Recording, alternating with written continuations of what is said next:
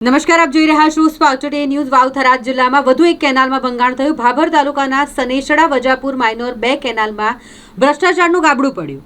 Contractor અને અધિકારીઓના પાપે મોટું ગાબડું પડતા એરંડા અને જીરાના તંબાકુના રાયડુના પાકને નુકસાન થવાની ભીતિ છે। નર્મદા વિભાગના પાપે ખેડૂત ખેતરમાં મોટું નુકસાન થવાની ભીતિ સેવાઈ રહી છે। સનેસડા માઇનોર 2 કેનાલમાં સાફ સફાઈના અભાવે ગાબડું પડ્યું। નર્મદા વિભાગના અધિકારીઓ અને કોન્ટ્રાક્ટરની બેદરકારીના કારણે લાખો લીટર પાણીનો વેડફાટ થઈ ગયો।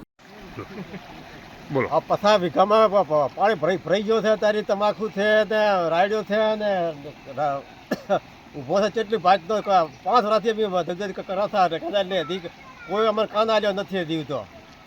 હવે આનો અમારે શું કરવાનું? ચીકીએ સાહેબ કે અમારે દાવ અમારે તો કોઈ સાહેબ નથી આ લાયા છે પાછા ભાઈ એને હવે ફોટા પાડી રહ્યા છે। હવે શું કરે છે? દવા આવો તમે ફોટા પાડો।